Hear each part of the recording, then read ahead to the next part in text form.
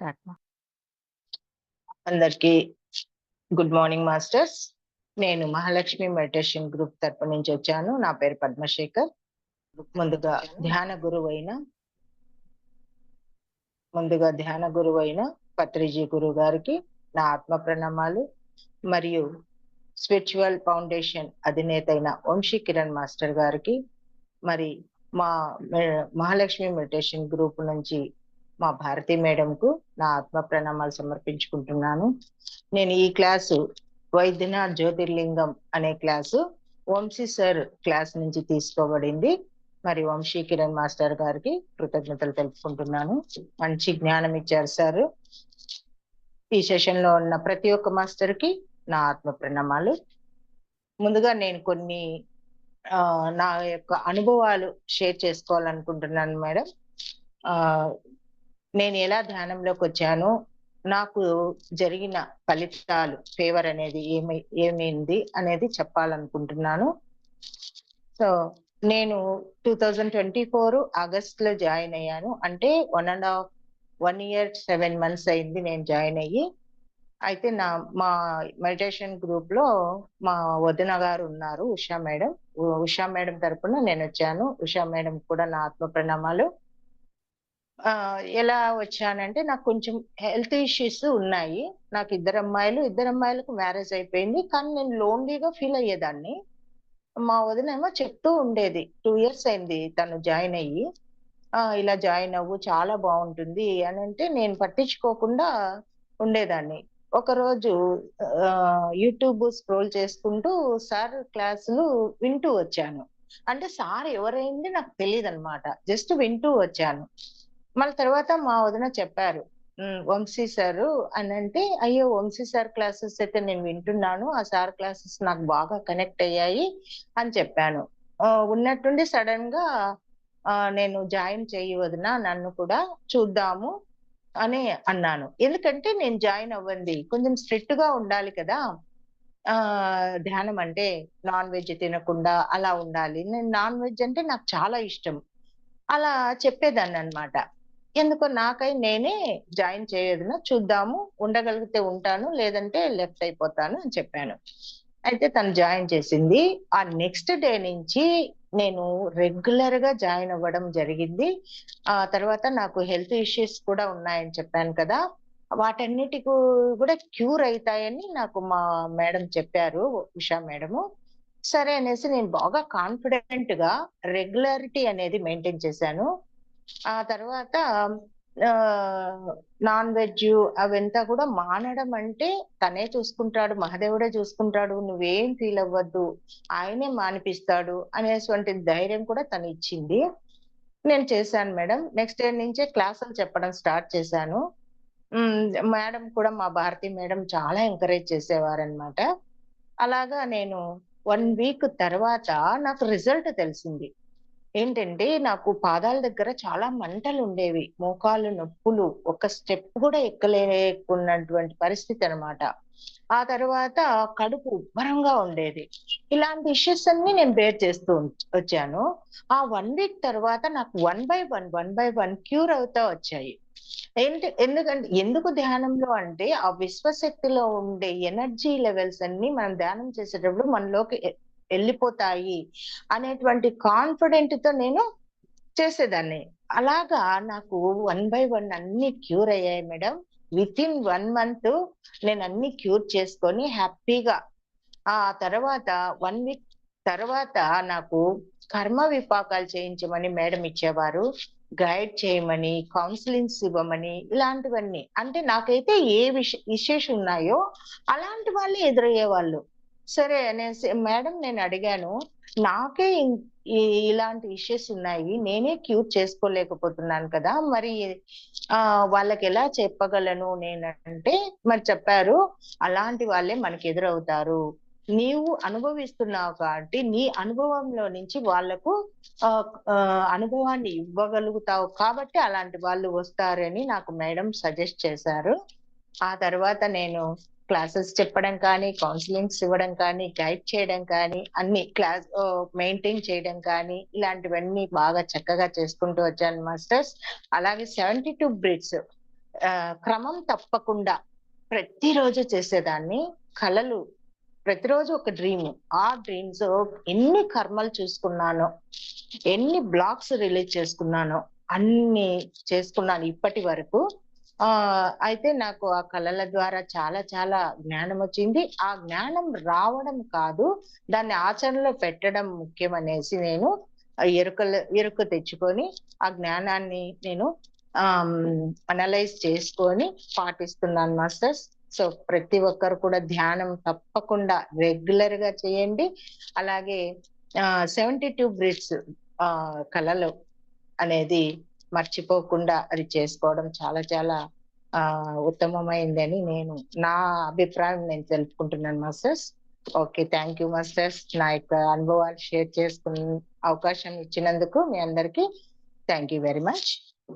మరి ఈ రోజు నేను వైద్యనాథ్ జ్యోతిర్లింగం అనే క్లాస్ చెప్పబోతున్నాను. ముందుగా వైద్యనాథ రూపంలో ఉన్న మహాదేవుడికి నమస్కరిస్తూ మనం ఈ కథను ప్రారంభించుకుందాం. రావణాసుడికి కూడా నమస్కరించుకుందాం. రావణాసురుడు విలన్ కావచ్చు, కానీ శివలింగం ఇక్కడ ఏర్పడడానికి కారణం ఆయనే. ఆయనలో ఎంతో గొప్ప శక్తి ఉంది, కానీ ఆయన అందరి దృష్టిలో విలన్ గా నిలబడిపోయాడు. ఎందుకు అంటే అంటే ఆయన పర్సనల్ అవి ఆయన చేసుకున్న డిజైన్ కాబట్టి ఆయన పర్సనల్స్ మనకు ఏం అవసరం లేదని సార్ కూడా చాలా చక్కగా చెప్పారు. మరి వైద్యనాథ్ జ్యోతిర్లింగంలో ఉన్న గొప్ప సత్యం ఏంటంటే, అంటే జ్ఞానం ఏంటంటే, జీవించనివ్వు. ఈ జ్యోతిర్లింగం నుంచి తీసుకోవాల్సిన జ్యోతి ఏంటి అంటే, దీనికి ఒక కథ ఉంది. దీనిలో నుంచి తత్వాన్ని తీసుకున్నాం. సో రావణాసురుడు జగన్మాతను మోహిస్తాడు. ఆమె కావాలి అని భీష్మించుకొని కూర్చుంటాడు. మరి అప్పుడు నారదుడు ఏం చేస్తాడంటే, రావణాసుడికి బుద్ధి చెప్పాలని తన భార్యనే, రావణాసుడి భార్యనే జగన్మాతగా మార్చేసి రావణాసుడికి ఇచ్చి పెళ్లి చేస్తాడు. ఈ విషయం తెలుసుకున్న రావణాసుడు ఏం చేస్తాడు, ఈ నారదుడి పైన చాలా మండిపడతాడు. ఏంటి, నన్ను మోసం చేస్తావా, నా భార్యనే ఇచ్చి నాకు వివాహం చేస్తావా అని చాలా చాలా కోప్పడతాడనమాట. అయితే నారదుడు అంటాడు, నువ్వు జగన్మాతనే మోహిస్తావా, కామంతో నీ కళ్ళు ఏమైనా మూసుకుపోయాయా అని చాలా గట్టిగా అతనికి కూడా ఈయన బుద్ధి చెప్తాడు. అప్పుడు నారదుడు అప్పుడు రావణాసుడు వెంటనే తన తప్పు తెలుసుకొని, నిజమే కదా, కామంతో నా కళ్ళు కప్పబడిపోయాయా, అమ్మనే నేను మోహించానా, ఎంత తప్పు చేశాను అని చాలా చాలా పశ్చాత్తాపడతాడు. ఇక ఆయన ఒకటే మాట, నన్ను మన్నించు జగన్మాత తల్లి, మహాదేవ తండ్రి అని ఈ మాట తప్ప మరో మాట రావట్లేదు. ఆ విధంగా పశ్చాత్తాపడుతూ ఉంటే ఆ శివుడు ప్రత్యక్షమవుతాడు. ప్రత్యక్షమయ్యి, నాయన పశ్చాత్తాపానికి మించిన పరిహారము ప్రాయశ్చిత్తం లేదు అని మహాదేవుడు రావణాసుని మన్నించి, తర్వాత నీ తప్పు నువ్వు తెలుసుకున్నావు, నీకు ఏం వరం కావాలో కోరుకో అంటాడు. అప్పుడు రావణాసుడు కోరుకుంటాడు, నాకు ఆత్మలింగం కావాలి, ఆత్మలింగం ఇవ్వమని అడుగుతాడు శివుణ్ణి.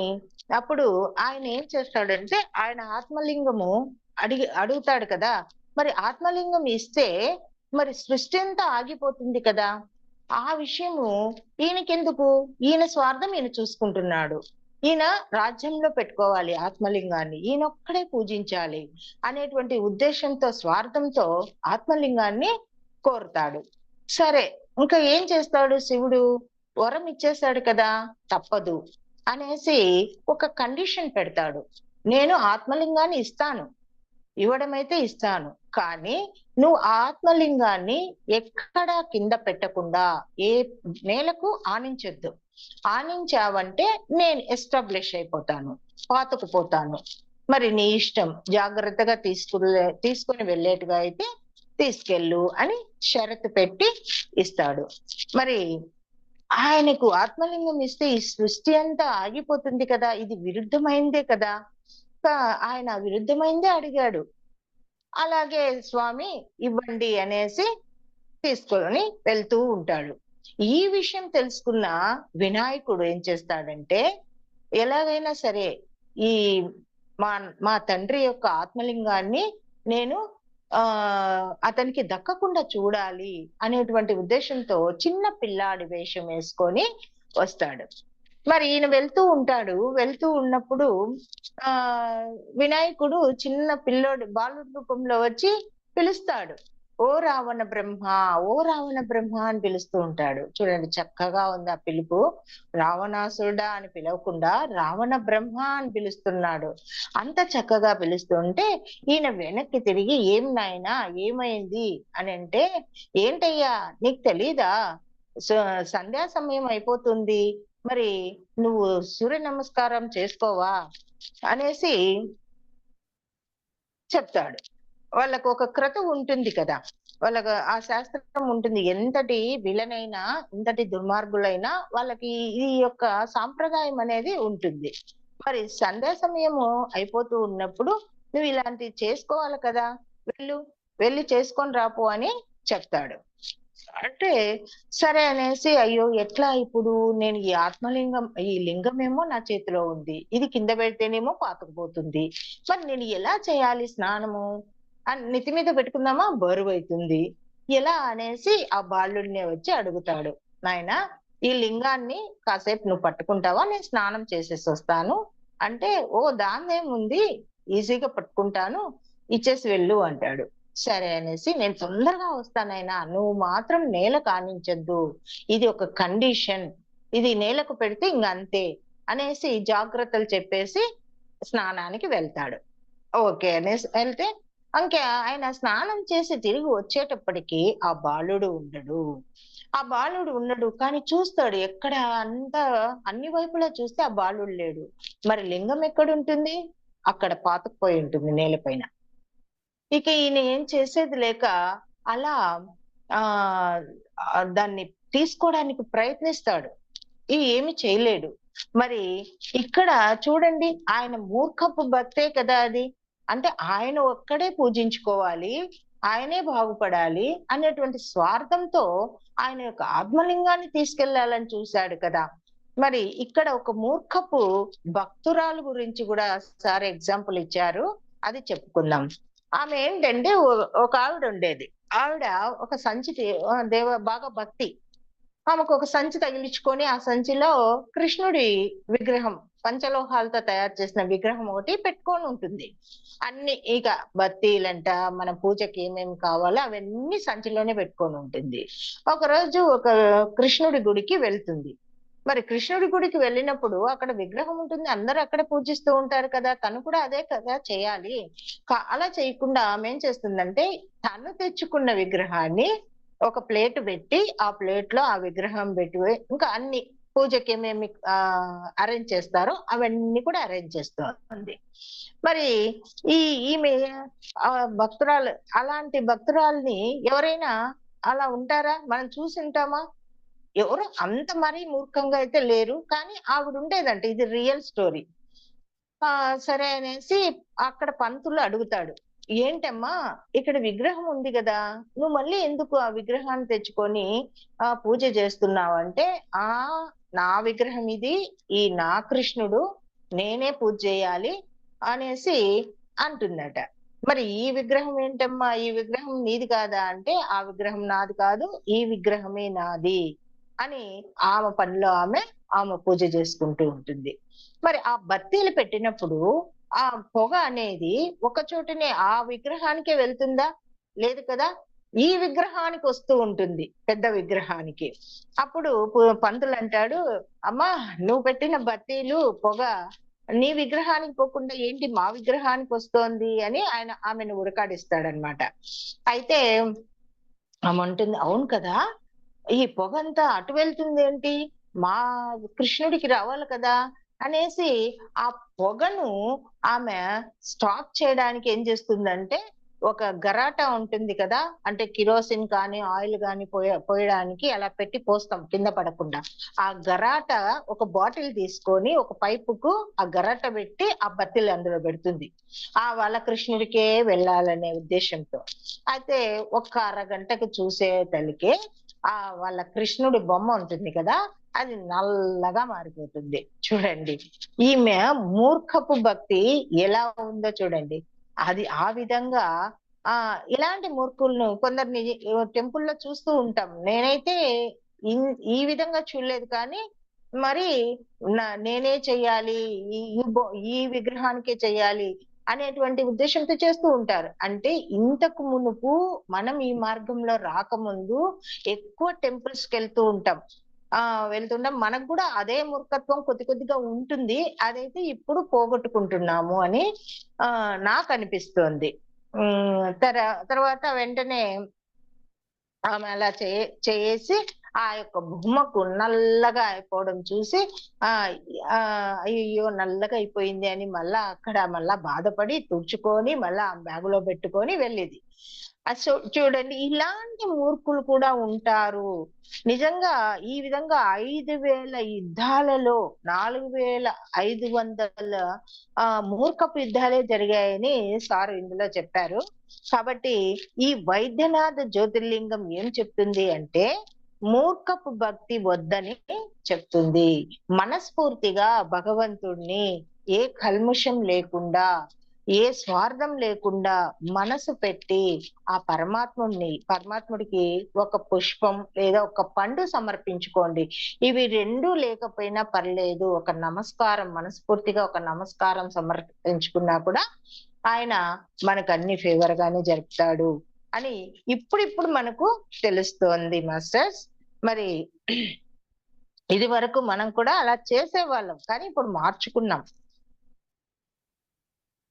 ఇంకా ఏమి మాస్టర్ దేవుళ్ళతో మనము కొన్ని ఇవి జరుపుకుంటూ ఉంటాం. మొక్కులు 10 టెంకాయలు కొడతాను, ఆ మొక్కు తీరిస్తే ఇలా చేస్తాను, అలా చేస్తాను అనేసి ఇలాంటివి కూడా మనము చేసుకుంటూ నమస్కరించు క్షమాపణలు చెప్పుకుంటూ ఇలాంటివి చేస్తూ ఉంటాం. భక్తి అనేది మధురంగా ఉండాలి, కానీ మూర్ఖంగా ఉండకూడదు. అన్నమయ్య భక్తి ఎంత మధురం, అన్నమయ్య భక్తి అంత మధురం. మనము పొడగంటిమయ్యా పురుషోత్తమ అనేది ఎంత చక్కగా ఉంది. అలాగే మీరాబాయి భక్తి, వెంగమాంబ మధురమైన భక్తి ఆమెది కూడా.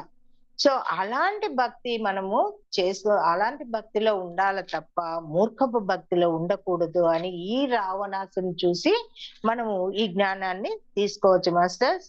మరి ఈయన ఏం చేసేవాడు? ఈయనది మధుర భక్తి కాదు, మూర్ఖపు భక్తి. ఎవరిని పడితే వాళ్ళను ఎవరైనా ఎదిరిస్తే వాళ్ళని కొట్టడము, లేకపోతే పీకలు కోయటము, ఇలా చాలా క్రూరంగా ఉండేవాడు అనమాట. బ్లాక్ మెయిల్ చేయడము, ఇలాంటివన్నీ చేసేవాడు ఈయన. ఒక గొప్ప తపశక్తి గలవాడే, కాదనట్లేదు. కాకపోతే ఇలాంటి కొంచెము మూర్ఖపు వ్యక్తిత్వం కూడా ఉండేది. సో అలా ఉండకూడదు, భక్తి అంటే మధురంగా ఉండాలి అనేది మనం ఈ జ్యోతి నుంచి తెలుసుకోవాలి మాస్టర్స్. తర్వాత కాబట్టి శివుడు ఏం చేస్తాడు? రావణాసుడికి ఇన్ని తెలివితేటలు ఉంటే మరి శివుడికి ఎన్ని తెలివితేటలు ఉండాలి? ఆయన మనల్ని సృష్టించి సృష్టినంతా ఏకతాటిగా నడుపుతున్న ఆయనకి అన్ని తెలివితేటలు ఉన్నాయి అని ఈయన ఎందుకు గ్రహించలేదు? అటువంటి కోరికను కోరి ముప్పు తెచ్చుకున్నాడు. మరి ఆయన ఏం చేశాడు? ఈ తెలివితేటలకు ఆయన ఎత్తుకు పై ఎత్తు వేసి ఆ మహాదేవుడు ఈ కండిషన్ పెట్టి ఆ విగ్రహాన్ని, ఆత్మలింగాన్ని ఇచ్చేశాడు.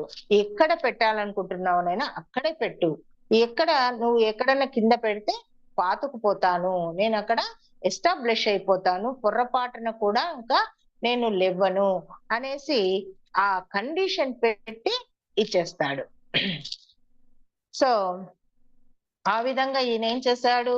ఆ ఆత్మలింగాన్ని ఎంతో ప్రయత్నిస్తాడు తీయడానికి, కానీ అది బయటికి రాలేదు. రాకుండా అలా మిగిలిపోతుంది. అయితే ఇక్కడ ఆ ఆత్మలింగం ఏర్పడడానికి రావణాసురుడే కారణమని మనము ఆయనకు ఆత్మ ప్రణామాలు సమర్పించుకుందాం, కృతజ్ఞతలు చెప్పుకుందాం. మరి రావణాసురుడు ఆ ఆ విధంగా ఈయన ప్రయత్నించి ఇక ఏమి చేయలేక ఒక నమస్కారం పెట్టి ఆత్మలింగానికి తన రాజ్యానికి వెళ్ళిపోతాడు. ఇక్కడ మరొక జ్ఞానం ఏం తీసుకోవచ్చు అంటే, తాను ఒకటి తలిస్తే దైవము మరొకటి తలుస్తుంది అనేటువంటిది మనం ఇక్కడ గ్రహించాలి.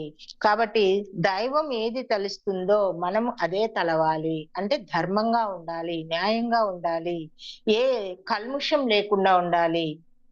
తర్వాత మనం ధర్మబద్ధమైందే కోరుకోవాలి, అధర్మమైంది కోరుకోకూడదు అని ఈ రావణాసురుడు కోరిన కోరికని బట్టి మనం ఇక్కడ ఆ జ్ఞానాన్ని తెలుసుకోవాలి అనేసి ఇక్కడ మనం చెప్పుకోవచ్చు.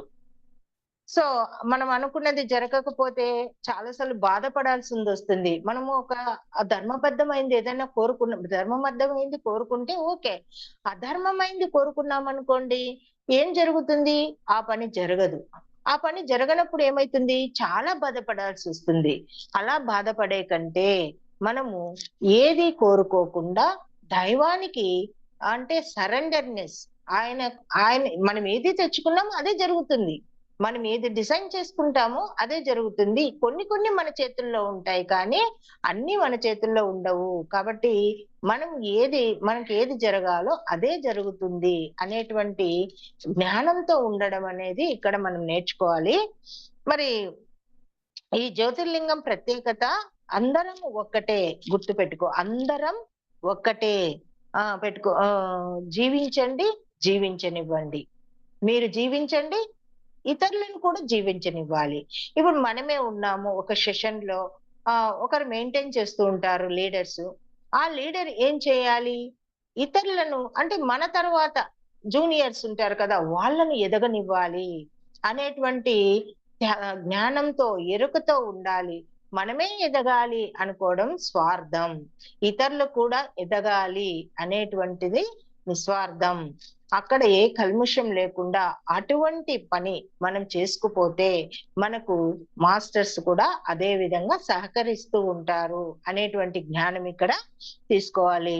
నువ్వు ఆనందించు, ఇతరులను కూడా ఆనందింపనివ్వు. అలాగే ప్రేమించనివ్వు. అలాగా ఈ విధంగా మనం ఎప్పుడైతే ఈ పాజిటివ్నెస్ థింగ్స్ పెట్టుకుంటామో, ఈ యొక్క ఉద్దేశం పెట్టుకుంటామో, అప్పుడే మనకు కూడా ఈ యూనివర్స్ అనేది మనకు సహకరిస్తుంది అనేటువంటి జ్ఞానం ఇక్కడ మనం తీసుకోవాలి. మాస్టర్ చాలా చక్కగా ఉంది. ఇప్పుడు గురు శిష్యులు ఉన్నారు. మరొక ఎగ్జాంపుల్ చిన్నది. గురు శిష్యులు ఉన్నారు. గురువును ఆ శిష్యుడు ఒక ఇన్స్పిరేషనల్ గా తీసుకోవాలి. మరి ఆ గురువు ఈ శిష్యుని ఎదగనీయకుండా, అరే నేనే పై చేయి ఉండాలి, గురువు శిష్యుడు ఎదగకూడదు అని గురువు అనుకుంటే మనం ఎక్కడ ఉంటాం? మనం అధపాతాళంలోనే ఉంటాం. మరి గురువు అలా అనుకుంటాడా? అనుకోడు. గురువు నిస్వార్థంగా ఉంటాడు. మరి శిష్యులు ఎదగాలనే చూస్తాడు. అటువంటి గురు శిష్యుల సంబంధము అనేది మనం ఇక్కడ ఈ జ్ఞానంలో కూడా చెప్పుకోవచ్చు. మరి మనకు గురువులు దొరకడం, ఈ విధంగా మనల్ని ఎదుగనిస్తూ పోవడం మనం చేసుకున్న అదృష్టం. నిజంగా నాకైతే చాలా హ్యాపీగా ఉంది మాస్టర్స్. ఇటువంటి గ్రూప్ లో నేను జాయిన్ అవ్వడము నాకు చాలా హ్యాపీగా ఉంది. Thank you masters. ఈ చక్కటి అవకాశం నాకు ఇచ్చినందుకు మీకు అందరికీ కూడా కృతజ్ఞతలు.